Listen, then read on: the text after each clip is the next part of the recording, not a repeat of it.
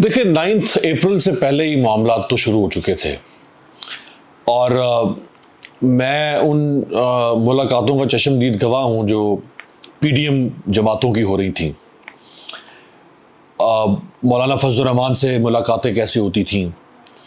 शहबाज शरीफ जिनका वैसे बड़ा कद काट है वो कहीं नहीं निकलते, लेकिन वो इमरान खान की हुकूमत गिराने के लिए खुद चल चल चल कर किस तरह लोगों के पास जाते थे उनको मनाने के लिए, तोड़ने के लिए। आसिफ अली जरदारी वो खुद किस तरह से चल कर आते थे। और एक किरदार और उस वक्त आसिफ जरदारी के साथ हुआ करता था,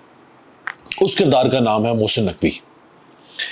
तो मोहसिन नकवी को चूंकि बहुत सारे लोग नहीं जानते थे, इस्लामाबाद में शक्ल से नहीं पहचानते थे, हमारे बहुत सारे साफ़ी भी नहीं जानते थे, तो यहाँ पार्लियामेंट लॉजेस में एमक्यूएम वालों के साथ मुलाकातें, जेयूआई वालों के साथ आपस में इनकी मुलाकातें, फिर ऑपोजिशन लीडर का जो चैम्बर है असेंबली में, शहबाज शरीफ चूँकि ऑपोजिशन लीडर थे, वहाँ मुलाकातें। तो एक बेचैनी, एक हलचल सी हमने देखी। रमज़ान का महीना भी था,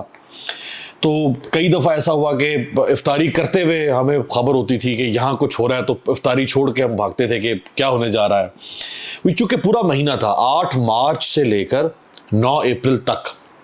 क्योंकि 8 मार्च को vote of no confidence table हुई थी असेंबली में। तो जब मैंने मोहसिन नकवी को आसिफ अली जरदारी के साथ मुख्तलिफ जगहों पे आते जाते देखा, तो मैं तो चूँकि पहचानता था, बहुत सारे लोग नहीं पहचानते थे, तो मेरे लिए वो एक ताज्जुब था कि मोहसिन नकवी एक साफ़ी, एक चैनल के मालिक, वो क्यों किसी हुकूमत को गिराने में या किसी और हुकूमत के बनाने में वो क्यों किरदार अदा करें। उस वक्त तक कभी रिजीम चेंज की इस्तिलाह इतनी आम नहीं हुई थी, ना ये इस्तिलाह इमरान खान ने इस्तेमाल की थी। तो हम मुझ समेत कई लोग समझते थे कि शायद ये बहुत फितरी किस्म की तहरीक है, तहरीक अदम एतमाद, और ये जो हुकूमत गिरेगी और नई हुकूमत आएगी ये बिल्कुल एक इंडिजिनस मूवमेंट है ऑपोजिशन की। ये तो हमें बाद में पता चला, 10 अप्रैल के बाद से जो वाक़यात हुए और उसके बहुत सारे वाक़याती शवाहिद जब हमने देखे, तो हमें पता चला कि ये तो फितरी नहीं थी, ये तो गैर फितरी मूवमेंट थी सारी। 9 अप्रैल 2022 की वो तारीखी शब, उसमें एक पार्लियामेंट लॉजेस और तीसरा मरकज़ था प्राइम मिनिस्टर हाउस। तो कुछ दोस्त हमारे वो प्राइम मिनिस्टर हाउस चले गए, इमरान खान साहब से उनकी मुलाकात भी हुई कि वहाँ क्या चल रहा है और प्राइम मिनिस्टर का वहाँ से कैसे वो विड्रॉल होगा प्राइम मिनिस्टर हाउस से, प्राइम मिनिस्टर का। हम उस वक्त पार्लियामेंट में थे, चूँकि यहाँ आपको अगर याद हो तो लेट नाइट रात 12 बजे करारदाद, चूँकि तारीख चेंज हो रही थी, तो 12 बजे से पहले असेंबली का सेशन शुरू हो चुका था। जब रात 12 बजे तो फिर असेंबली का सेशन नई तारीख के मुताबिक फिर शुरू होना था, तो वहाँ फिर चेंज ऑफ जो कस्टोडियन ऑफ असेंबली होता है, फिर अयाज सादिक आके बैठे, उन्होंने फिर इजलास चलाया। तो हमें था कि यहाँ पार्लियामेंट के बाहर प्रिजन वैन्स पहुँचा दी गई हैं और यहाँ गिरफ्तारियाँ होंगी, और कुछ मूवमेंट भी ऐसी इस्लामाबाद में महसूस हो रही थी। तो हम कुछ दोस्त साफ़ी हम पार्लियामेंट पहुँचे कि यहाँ देखते हैं, यहाँ गिरफ्तारियाँ होती हैं, साथ ही पार्लियामेंट लॉजेस है, जो पीटीआई के लोग हैं उनको क्या गिरफ्तार किया जाता है, अगर रेजिस्टेंस होती है, चूँकि उससे पहले सुप्रीम कोर्ट का फैसला आ चुका हुआ था, तो अगर अभी भी, चूँकि स्पीकर तो रजिस्ट कर रहे थे मुसलसल, असद कैसर भी और कासिम सूरी भी, तो अगर मजीद रेजिस्टेंस होती है, क्योंकि टाइम तो सुप्रीम कोर्ट ने दे दिया था कि आपको इस वक्त तक करारदाद को, सुप्रीम कोर्ट का टाइम तो सुबह का था, जिस दिन ये करारदाद लाई जानी थी और पास होनी थी, ये सुबह का वक्त था जो सुप्रीम कोर्ट का ऑर्डर था, लेकिन वो सारा दिन चलता और वो सारा दिन हमारा पार्लियामेंट में ही गुजरा, और ये रात को जाके मामला हल हुआ। तो खैर कोई ऐसी अनहोनी नहीं हुई उस लिहाज से कि कोई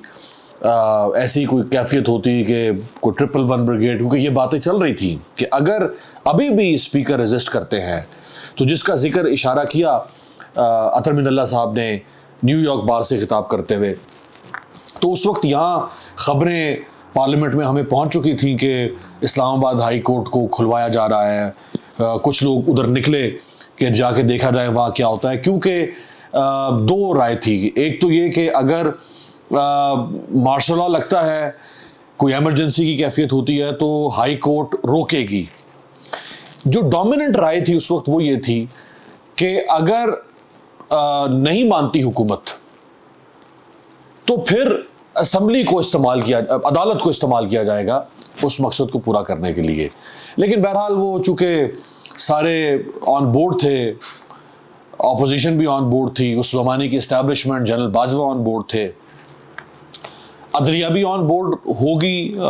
ये तो बेहतर बाजवा साहब बता सकते हैं कि उन्होंने क्या बैकअप प्लान रखा हुआ था कि अगर मुझे अदालत में जाना पड़े तो वहाँ से क्या रिलीफ मिलेगा। सो ये एक पीसफुल ट्रांजिशन हुई, ट्रांसफ़र ऑफ पावर भी हो गई 10 अप्रैल को। लेकिन ये पीसफुल ट्रांजिशन पिछले 2 साल से पाकिस्तानी कौम को इसने अंगारों पर लिटाया हुआ है। अच्छा, असद कैसर साहब और कासिम सूरी और कुछ इमरान खान के जो बिग विग थे, जिसमें शाह महमूद कुरैशी थे, फवाद चौधरी थे, कुछ और लोग थे, तो हम इनसे रब्ता कर रहे थे, हम इनको देख भी रहे थे पार्लियामेंट की राहदारियों में, लेकिन इब्हाम था कि क्या होगा। और हमें आखिरी वक्त तक हमें यकीन नहीं था, अगरचे सुप्रीम कोर्ट का फैसला आ चुका हुआ था, हमें आखिरी वक्त तक यकीन नहीं था कि क्या वाकई हुकूमत इस फैसले पर मिनोवन अमल करेगी या नहीं करेगी। यानी आखिरी वक्त तक हो सकता है स्पीकर फिर कहे कि मुझे लगता है कि ये करारदाद, जो जैसे पहले कहा स्पीकर ने कि मुझे लगता है कि ये जो तहरीक-ए-अदम एतमाद की करारदाद लाई गई है ये किसी साजिश के तहत लाई गई है और मैं इसलिए इसको तस्लीम नहीं करता। तो कोई वजाहत सामने नहीं आ पा रही थी हुकूमत की तरफ से। अब इस पे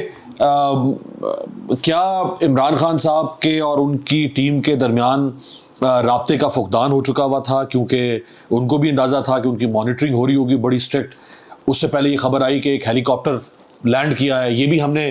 पार्लियामेंट के बाहर खड़े होकर हमें पता चला कि कोई हेलीकॉप्टर लैंड किया है प्राइम मिनिस्टर हाउस में। अगरचे उसकी इमरान खान साहब से वो सवाल भी होता रहा, उन्होंने उसका कोई खुल के जवाब नहीं दिया कभी। मुमकिन है शायद वो कभी वो भी राज खुद खोलें कि क्या उस वक़्त जनरल बाजवा और फैज़ हमीद वहाँ गए और उन्होंने क्या दबाव डाला इमरान खान साहब के ऊपर। लेकिन उससे पहले बाजवा साहब इमरान खान के लोगों पर दबाव डाल चुके थे। 3 लोगों की मुलाकात हुई आर्मी हाउस में बाजवा साहब से, शाह महमूद कुरैशी, परवेज़ खटक और अली जैदी। उस मुलाकात में बाजवा साहब ने धमकी दी कि अगर आप लोगों ने कोई रुकावट डाली तो मैं मार्शल लॉ लगा दूंगा। ये उससे चंद दिन पहले, जब मामलात हुकूमत चला रही थी कि हम किसी तरह इस क्राइसिस से बाहर निकल आएँ, तो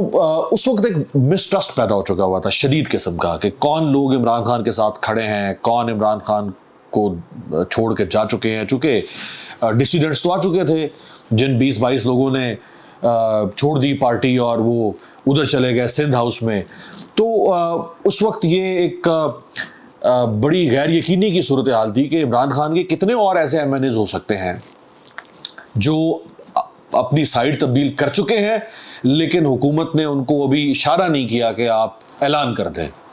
जब शहबाज शरीफ ने वोट ऑफ कॉन्फिडेंस लिया तो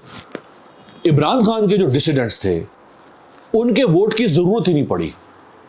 क्योंकि इमरान खान के जो इत्तेहादी थे, MQM, बलूचिस्तान अवामी पार्टी, अख्तर मैंगल,